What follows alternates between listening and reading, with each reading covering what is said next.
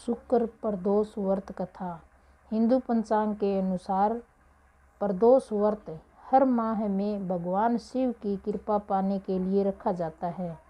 दोष व्रत की पूजा शाम के समय प्रदोष काल में की जाती है। यह प्रदोष सूर्य अस्त से लगभग 1 घंटा पहले का समय होता है, जो प्रदोष काल कहलाता है।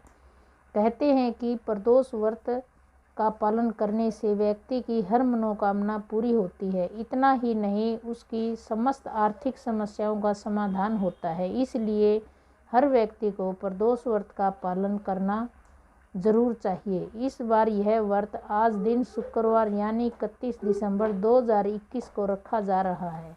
यह व्रत इस बार शुक्रवार को आया है, इसलिए इसे शुक्र प्रदोष व्रत कहा जाता है। तो चलिए आगे जानते हैं इसकी कथा के बारे में। एक नगर में 3 मित्र रहते थे। राजकुमार, ब्राह्मण कुमार और तीसरा धनिक पुत्र।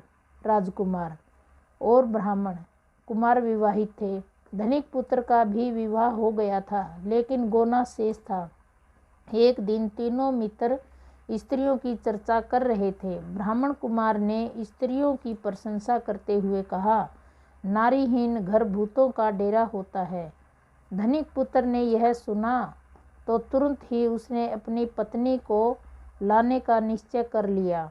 तब धनिक पुत्र के माता पिता ने समझाया कि अभी शुक्र देवता डूबे हुए हैं, ऐसे में बहू बेटियों को उनके घर से विदा करवा लाना शुभ नहीं माना जाता। लेकिन धनिक पुत्र ने एक न सुनी और ससुराल पहुंच गया। ससुराल में भी उसे मनाने की कोशिश की गई, लेकिन वो जिद पर अड़ा रहा और कन्या के माता पिता को उनकी विदाई करनी पड़ी। विदाई के बाद पति पत्नी शहर से निकले ही थे कि बैलगाड़ी का पहिया निकल गया और बैलगाड़ी में बैल की टांग टूट गई।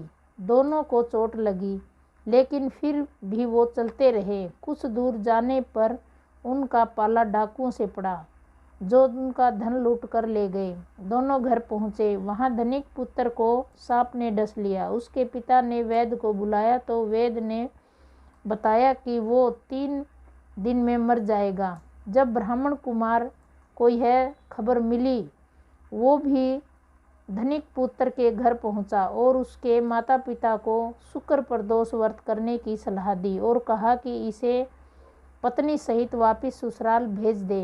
धनिक ने ब्राह्मण कुमार की बात मानी और ससुराल पहुंच गया, जहां उसकी हालत ठीक हो गई। यानी शुक्र प्रदोष के महात्म्य से सभी घोर कष्ट दूर हो गए।